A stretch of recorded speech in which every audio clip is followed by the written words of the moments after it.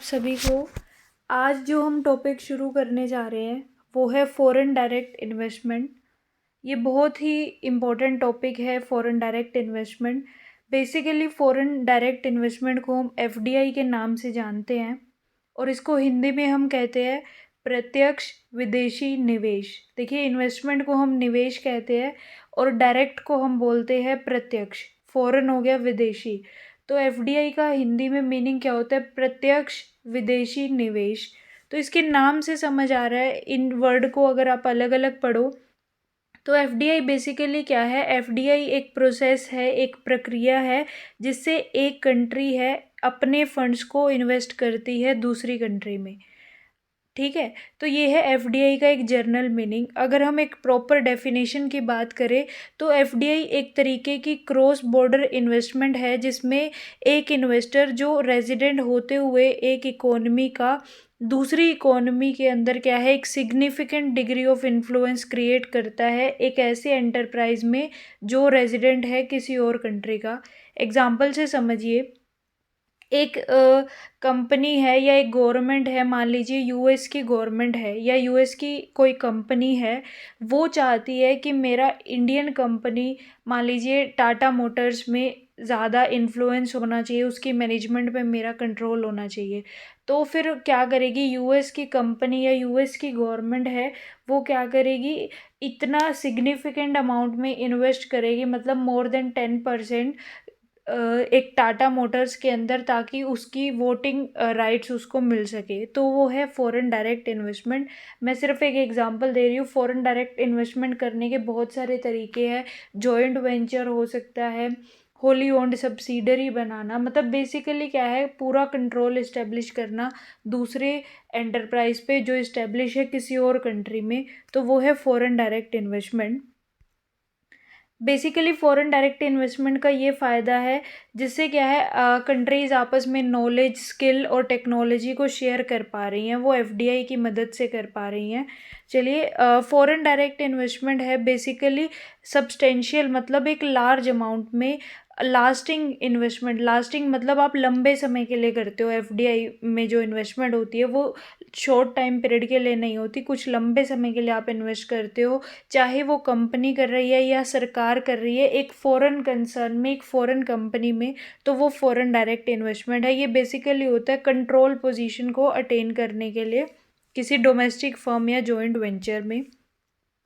India में कहा जा रहा है, ये अनुमान लगाया जा रहा है कि इंडिया में इस बार नियरली 100 बिलियन यूएस डॉलर्स में एफडीआई अट्रैक्ट होगा, जो कि 2021-22 में नियरली 83.6 बिलियन यूएस डॉलर था, जो कि हाईएस्ट एवर था इनफ्लोज में से। और इस बार कहा जा रहा है कि 100 बिलियन, मतलब और भी ज़्यादा एफडीआई आने के चांसेस हैं।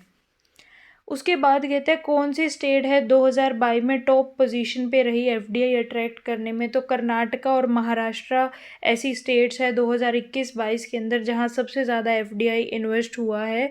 हाईएस्ट दो कंट्री से हाईएस्ट एफडीआई 2022 में आने के आसार हैं। 21 में सिंगापुर और यूएसए से आई है, तो सबसे ज़्यादा एफडीआई अगर इंडिया में आती है वो सिंगापुर और यूएस से ही आती है। 21-22 में सिंगापुर से नियरली 27.1% एफडीआई इक्विटी में इनफ्लो हुई थी, और यूएस से थी जो वो 17.94% थी। तो सिंगापुर से सबसे ज़्यादा एफडीआई हमारे पास आई। तो ये करंट अफेयर्स पे क्वेश्चन बन सकता है, तो इसको नोट डाउन कर लीजिए। उसके बाद कौन सी लार्जेस्ट सोर्स रहा है पोर्टफोलियो इन्वेस्टमेंट का इंडिया में, तो देखिए एफडीआई है वो सिंगापुर से आई है, ये बात बिल्कुल ठीक है। लेकिन जो फॉरेन पोर्टफोलियो इन्वेस्टमेंट है वो आई है यूएसए से। ये 7 नवंबर 2022 की रिपोर्ट के हिसाब से नियरली 20 लाख करोड़ सबसे हाईएस्ट एफपीआई इनफ्लो है, वो यूएसए से रहा है। ठीक है, अब हमारी जो एफडीआई है वो बेसिकली कितने तरीके से फॉरेन डायरेक्ट इन्वेस्टमेंट हो सकती है, मतलब मोड्स ऑफ एफडीआई कह सकते हो। देखिए एफडीआई को मतलब टारगेट पे डिपेंड करता है कि आपका टारगेट या मोटिव क्या है। अगर आप पूरा कंट्रोल इस्टेब्लिश करना चाहते हो तो आप दूसरे टाइप की फॉरेन डायरेक्ट इन्वेस्टमेंट करते हो, और अगर आपको सिर्फ प्रॉफिट्स में हिस्सा चाहिए या फिर आपको मतलब रिसोर्सेज को अट्रैक्ट करना है, आपको सिर्फ मशीन चाहिए, रॉ मटेरियल चाहिए, आप उस इंटेंशन से एफडीआई कर रहे हो, तो बेसिकली आपके टारगेट पे डिपेंड करेगा आपको किस टाइप की एफडीआई करनी चाहिए। देखिए सबसे पहले जो हम मोड्स ऑफ एफडीआई में बात करते हैं, मैं टारगेट के हिसाब से कहूँ तो सबसे पहले आता है हॉरिजॉन्टल एफडीआई। देखिए हॉरिजॉन्टल एफडीआई क्या होता है, कहते हैं मान लीजिए एक इंडियन कंपनी है, एक हमारी फॉरेन कंपनी है, मान लीजिए यूके बेस्ड कंपनी है, तो इंडिया में जो कंपनी है वो इन्वेस्ट करना चाहती है यूके की कंपनी में, एफडीआई करना चाहती है। तो अगर इंडियन कंपनी है, मोबाइल मैन्युफैक्चरिंग कंपनी है, और अगर वो इन्वेस्टमेंट कर रही है दूसरी मोबाइल मैन्युफैक्चरिंग कंपनी में, सेम लेवल पे जब इन्वेस्टमेंट हो रही है, उसे हम कहते हैं हॉरिजॉन्टल एफडीआई। समझ रहे हो? एक होती है वर्टिकल एफडीआई, एक होती है बैकवर्ड एफडीआई। ठीक है, बैकवर्ड और फॉरवर्ड एफडीआई होती हैं।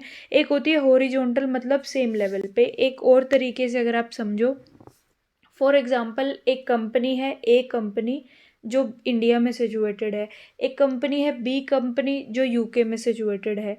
अगर मैं इंडियन कंपनी अगर यूके में सिचुएटेड बी कंपनी में इन्वेस्टमेंट कर रही है, देखिए अगर वो चाहती है, ए कंपनी चाहती है रॉ मटेरियल, ठीक है, तो वो मतलब अपने प्रोसेस से एक स्टेप पीछे जा रही है, तो वो है बैकवर्ड एफडीआई।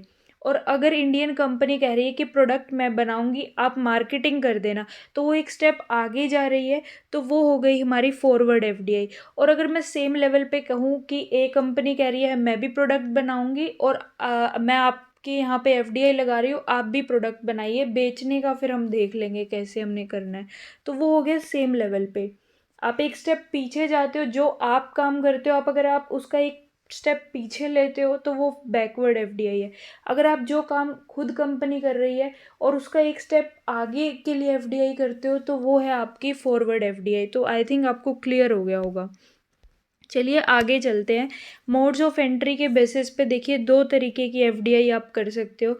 एक होती है ग्रीन फील्ड, एक होती है ब्राउन फील्ड। देखिए जब आप बिल्कुल ग्राउंड लेवल से शुरू करना चाहते हो तो आप ग्रीन फील्ड इन्वेस्टमेंट, मतलब बिना अलायंस के, मतलब आप जीरो लेवल से खुद बिल्कुल 100% इन्वेस्टमेंट करते हो। मतलब आप ऐसा नहीं है कि किसी जॉइंट वेंचर में हिस्सा ले रहे हो, नहीं, आप बिल्कुल जीरो ग्राउंड लेवल से आप खुद का एक प्लांट दूसरी कंट्री में खड़ा करते हो, तो वो होती है ग्रीन फील्ड एफडीआई या ग्रीन फील्ड इन्वेस्टमेंट।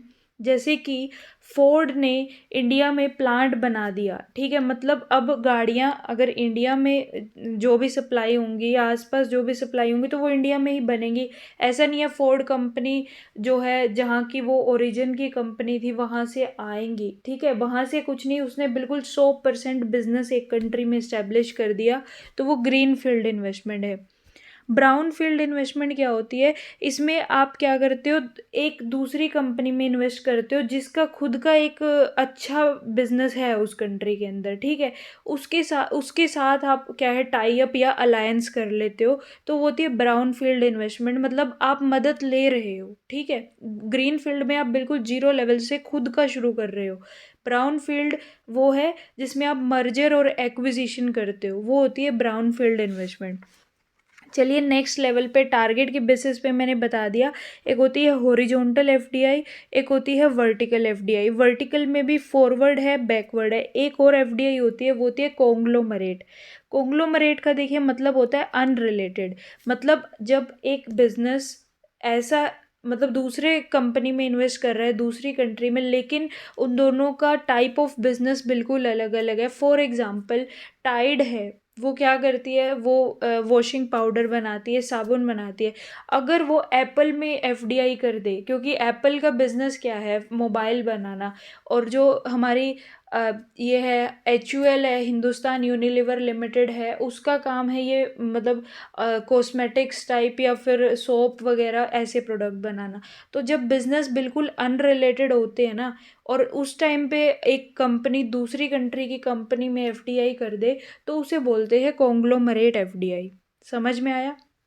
अब मोटिव्स के बेसिस पे कहते हैं FDI करने के आपके अलग अलग मकसद हो सकते हैं। सबसे पहले आता है रिसोर्स सीकिंग FDI।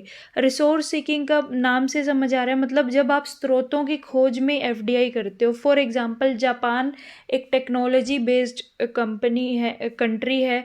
वहाँ पे मैन रिसोर्स को स्किल ज़्यादा है, लेकिन वहाँ पे रॉ मटेरियल की कमी है।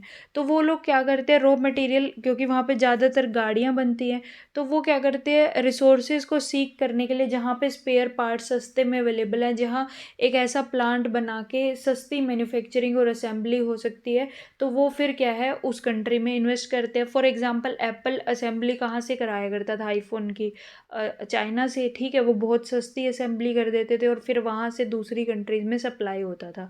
तो वो एक तरीके की रिसोर्स सीकिंग FDI थी। दूसरी होती है मार्केट सीकिंग FDI, मतलब आप मार्केट की खोज में FDI करते हो कि मैं बना तो अपनी कंट्री में लूँ, पर मेरी कंट्री में इतनी डिमांड नहीं है कि वो इतना ज़्यादा बिक जाएगा। मैं ज़्यादा प्रॉफिट कमाने के लिए मैं इंटरनेशनल बिजनेस करना चाह रही हूँ, तो मेरी जो प्रोडक्शन है, वो कैपेसिटी है, वो ज़्यादा है as compare to my domestic demand. तो मैं क्या करूँगी, एक ऐसी कंपनी में इन्वेस्टमेंट कर दूँगी, डायरेक्ट इन्वेस्टमेंट, जो मेरे को मार्केट प्रदान करेगी। ठीक है, तो वो होती है मार्केट सीकिंग FDI। तीसरी जो FDI होती है वो होती है एफिशिएंसी सीकिंग FDI।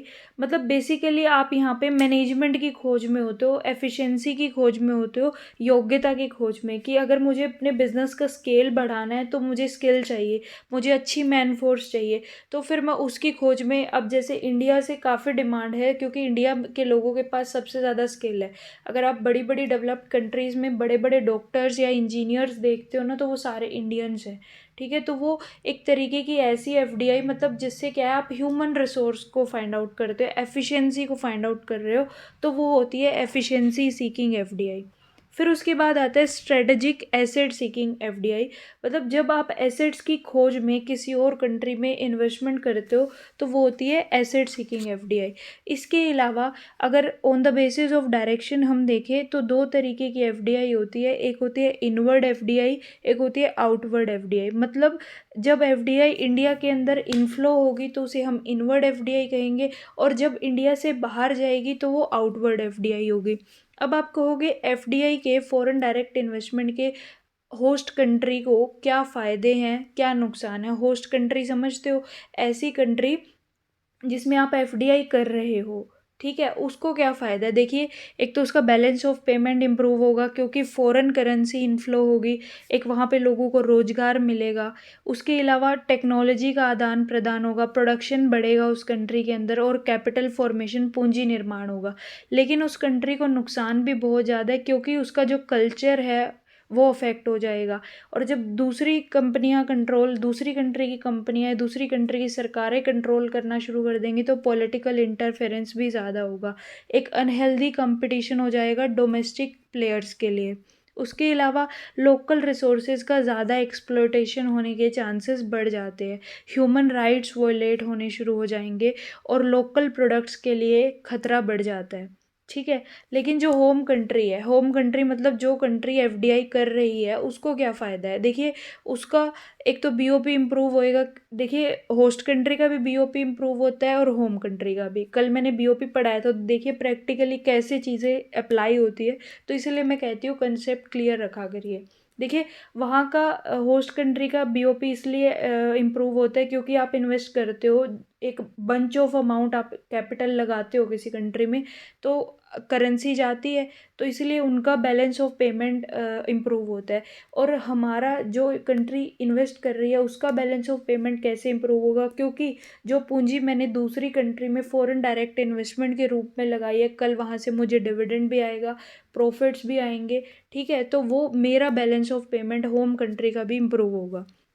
इसके अलावा कहते हैं जो हमारे देश की होम कंट्री की कंपनियां हैं उन्हें एक अच्छा भला मार्केट मिल जाता है, एक्सेस मिल जाता है, क्योंकि अपने देश में बनाने के बाद बेचने के बाद जो एक्स्ट्रा है वो हम दूसरी कंट्री में बेच पाएंगे।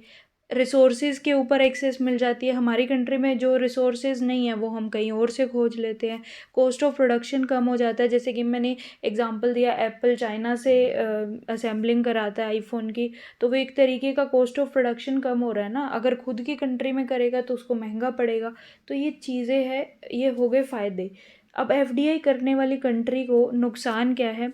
देखिए पॉलिटिकल चेंज आएंगे। अब इंडिया को एक नुकसान क्या हो रहा है ग्लोबलाइजेशन का, हमारा जो वेस्टर्न कल्चर है वो हमारी कंट्री में बिल्कुल आ चुका है, जिससे हमारे जो रीति रिवाज है, वे ऑफ जो कॉस्ट्यूम्स है वो बहुत ज़्यादा अफेक्ट हो रहा है, क्योंकि हम किसके पीछे, वेस्टर्न कल्चर के पीछे भाग रहे हैं।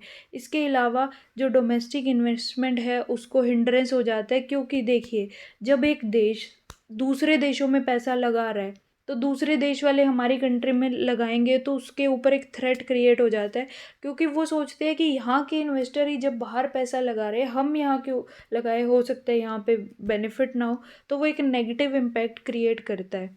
इसके अलावा कहते हैं क्योंकि जो आपका डिविडेंड है, इंटरेस्ट है, वो एक फिक्स टाइम के बाद आएगा, रॉयल्टी फिक्स टाइम के बाद आएगी, लेकिन जो आप शुरू में जो पूंजी लगा रहे हो वो बहुत ज़्यादा अमाउंट में होती है कंपेयर टू प्रॉफिट। होता है ना, कोई भी बिजनेस हम खड़ा करते हैं, शुरू में वो पूंजी भी कवर नहीं कर पाता, शुरू में हमें घाटे भी उठाने पड़ जाते हैं, बाद में फिर ठीक है लॉन्ग टर्म में।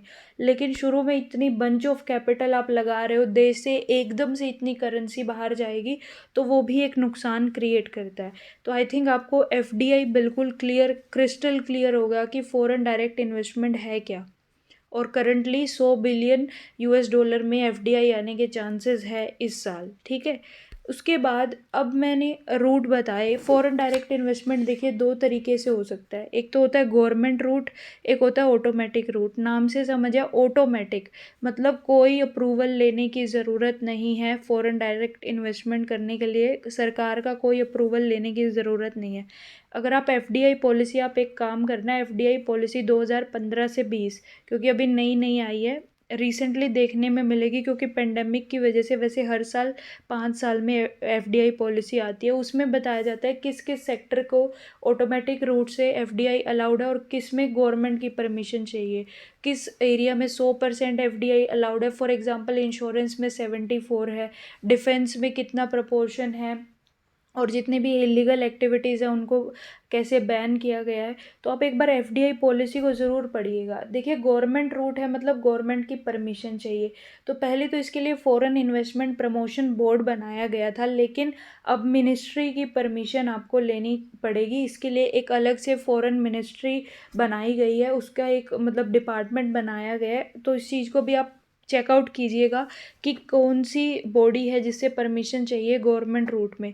तो जिन एरियाज़ में एफडीआई का रिस्क 100% नहीं लेना चाहती सरकार की, पूरा 100% कंट्रोल किसी और देश का हो जाएगा, तो उनके लिए उन्होंने क्या है कुछ प्रोपोर्शन फिक्स कर रखा है कि इतने से ज़्यादा करनी है तो परमिशन लगेगी सरकार की। चलिए अब नेक्स्ट लेवल पे मूव करते हैं, फॉरेन पोर्टफोलियो इन्वेस्टमेंट। देखिए पोर्टफोलियो समझते हो, बास्केट ऑफ सिक्योरिटीज़। तो फॉरेन पोर्टफोलियो इन्वेस्टमेंट बेसिकली क्या है, इन्वेस्टमेंट किया जाता है फाइनेंशियल एसेट्स में और रियल एस्टेट में। जब एक इन्वेस्टर है दूसरी कंट्री का, वो किसी और कंट्री की कंपनी की, कंसर्न की फाइनेंशियल एसेट्स में इन्वेस्ट करता है, तो बेसिकली एफपीआई है वो कम टाइम के लिए की जाती है एफडीआई के मुकाबले, क्योंकि एफडीआई में आप इन्वेस्ट कर रहे हो किसी कंपनी में कंट्रोल इस्टेब्लिश करने के लिए। एफपीआई में आपका कोई कंट्रोल नहीं होता, आपके पास कोई वोटिंग पावर नहीं होती, और जो प्रपोर्शन ऑफ इन्वेस्टमेंट है वो 10% से कम रहता है, तो मतलब आपका सिग्निफिकेंट इन्फ्लुएंस नहीं होगा उस कंसर्न के ऊपर जिसमें आप इन्वेस्ट करोगे। ठीक है, अब एफपीआई किस किस टाइप की सिक्योरिटीज़ में होता है, स्टॉक में, American depository receipt, global depository receipt, bonds, mutual fund, exchange traded funds, तो बेसिकली वो फाइनेंशियल सिक्योरिटीज़ में इन्वेस्ट की जाती है। अब एफपीआई की कितनी लिमिट अलाउड है इंडिया में? देखिए, गवर्नमेंट सिक्योरिटीज़ में जो फॉरेन पोर्टफोलियो इन्वेस्टमेंट अलाउड है वो लिमिट 2022-23 के लिए 6% रखी गई है। स्टेट डेवलपमेंट लोन्स में जो एफपीआई की लिमिट है वो 2% है, और कॉरपोरेट बॉन्ड्स में ये 15% रखी गई है। तो इससे ज़्यादा एफपीआई अलाउड नहीं है इन टाइप ऑफ सिक्योरिटीज़ में। उसके बाद एफपीआई को इंडिया में कौन कंट्रोल कर रहा है? तो एफपीआई के लिए स्पेशल सेबी की एफपीआई रेगुलेशंस हैं, और एनआरआईज के लिए जो रेगुलेशन है वो कंट्रोल करती है। प्लस जो हमारा फेमा एक्ट है उसका स्केड्यूल 2 और 3 एफपीआई के बारे में ज़िक्र करता है। तो ये दोनों की रेगुलेशन लगती है इंडिया में। अब बात आती है एफपीआई ने क्यों छोड़ा इंडिया को। देखिए, पिछले अगर आप देखोगे ना, अभी एफपीआई बड़ा है, लेकिन जो जून तक का टाइम पीरियड था, मतलब अक्टूबर 2021 से जून 2022 तक एफपीआई आउटफ्लो ही होता गया। एफडीआई बड़ा है नो डाउट, लेकिन एफपीआई आउटफ्लो होना शुरू हो गया। ऐसा इसलिए हुआ क्योंकि यूएसए और रशिया के बीच में चल रहा था वॉर सिचुएशन। तो उस वजह से क्या हुआ, तेल के प्राइस और गैसेस के प्राइस आप सब जानते हो, सब बड़े हैं। यूएसए में रिसेशन जैसी सिचुएशन उत्पन्न हो गई थी। अभी थोड़ी स्टेबिलिटी आई है, लेकिन उसकी वजह से क्या हुआ, जो हमारे पोर्टफोलियो इन्वेस्टर्स है उनका क्या है, एक विश्वास होता है। क्योंकि महंगाई, रिसेशन आता दिख रहा था, तो सभी इन्वेस्टर्स ने अपना पैसा सारी कंट्रीज से विड्रॉ करना शुरू कर दिया। लेकिन इसका सबसे ज़्यादा असर ये देखने को मिला कि जो यूएस का जो हमारा फेडरल बैंक है, उसने क्या करा, अपनी मॉनेटरी पॉलिसी को बहुत ज़्यादा टाइट कर दिया, ताकि यूएस के लोगों के पास मनी सप्लाई हो जाए कम, और वो कम डिमांड करे गैस पेट्रोल की और भी आइटम्स की। क्योंकि गैस और पेट्रोल जितना भी है लगभग वो इंपोर्ट करते हैं रशिया से। अब रशिया के साथ वॉर सिचुएशन चल रही थी, तो ऑब्वियस ही बात है वहाँ से आना हो गया बंद सप्लाई। तो उसके लिए लोगों के पास जब पैसा ही नहीं होगा तो वो कैसे डिमांड करेंगे। इन्फ्लेशन को कंट्रोल करने के लिए फेडरल बैंक ने मॉनेटरी पॉलिसी को टाइट कर दिया। तो मॉनेटरी पॉलिसी मैंने आपको समझाई, तो वहाँ से आपको ये भी समझ आया प्रैक्टिकली कैसे अप्लाई हो रहा है। ठीक है। तो इसी वजह से क्या हुआ, पोर्टफोलियो इन्वेस्टर्स ने, जब यूएस के फेडरल बैंक ने रेट ऑफ इंटरेस्ट ज़्यादा बढ़ा दिए, तो पोर्टफोलियो इन्वेस्टर्स ये सोचने लग गए कि अगर वो इंडिया में इन्वेस्ट कर रहे हैं, किसी भी कंट्री में इन्वेस्ट कर रहे हैं, जो वो कमा रहे हैं उससे ज़्यादा तो यूएस का फेडरल बैंक है, वो हमें रेट ऑफ इंटरेस्ट दे रहा है। और वो इसीलिए कर रहा था ताकि लोगों के पास पैसा ना रहे, इन्वेस्टर्स के पास। क्योंकि सबसे ज़्यादा इन्वेस्टमेंट इंडिया जैसी कंट्री में कौन कंट्री करती है? यूएसए और सिंगापुर। और सबसे ज़्यादा एफपीआई अगर आता है तो वो यूएसए से आता है, एफडीआई सिंगापुर से आता है, अगर पिछले साल को देखें। तो फिर जब यूएस के फेडरल बैंक ने टाइट मॉनेटरी पॉलिसी करी, ब्याजों की दर बढ़ा दी, तो लोगों ने डिपॉजिट करना ज़्यादा बढ़िया समझा एफपीआई करने से, तो इसीलिए लोगों ने विड्रॉ करा। ठीक है, तो समझ में आया प्रैक्टिकली कैसे अप्लाई हो रहे हैं सारे कंसेप्ट। अब ये बिजनेस स्टैंडर्ड की अगर आप न्यूज़ देख लो, कहते हैं पिछले 20 महीनों में, मतलब या तो दिसंबर 2020 में एफपीआई कुछ 62,000 करोड़ था, या फिर उसके 20 महीनों के बाद अब जाके अगस्त में जब ऑयल के प्राइसेस स्टेबलाइज हुए, एफपीआई है 51,200 हुआ है। ठीक है। तो ये आप बिजनेस स्टैंडर्ड की ये न्यूज़ पढ़िएगा डीपली, आपको चीज़ें समझ में आएंगी कि क्या हो रहा था पिछले साल से इकोनॉमी के अंदर, और क्यों इतनी सिक्योरिटी मार्केट क्यों इतना डाउनफॉल पे गया, उसके क्या कारण थे वो समझ में आएगा। तो एफपीआई का जो फ्लो है हाईली वोलेटाइल रहा है पिछले कुछ महीनों में, कभी अप कभी डाउन। ठीक है। तो 2000 अक्टूबर 2021 से लेके जून 2022 तक का जो टाइम पीरियड था, उसमें एफपीआई सोल्ड हुआ है 34 बिलियन यूएस डॉलर में, मतलब वो बेच के गए हैं। और फिर जुलाई 2022 से थोड़ा सा टर्न अराउंड, मतलब थोड़ा सा मोड़ आया, और अब जाके क्या है, अगस्त के अंदर 6.44 बिलियन एफपीआई है नया आया। और अब ये धीरे धीरे बढ़ने के आसार दिख रहे हैं, क्योंकि स्टेबिलिटी आई है इकोनॉमी में। क्योंकि यूएस, समझते हो 2008 की मंदी क्यों आई थी? यूएस जैसी कंट्री है, एक सबसे ज़्यादा डेवलप्ड नेशन है, और वहाँ पे कोई भी हलचल होती है ना, तो वो पूरे वर्ल्ड को अफेक्ट कर जाती है। तो उस टाइम पे वहाँ रिसेशन आया, बैंक फेलियर वहाँ पे हुआ, लिस्बन ब्रदर जैसे बैंक वहाँ फेल हुए, तो सारा बैंकिंग सिस्टम ठप पड़ गया, सारी वाइड लेवल पे, वर्ल्ड लेवल पे मंदी आ गई। तो वैसा ही अब हुआ।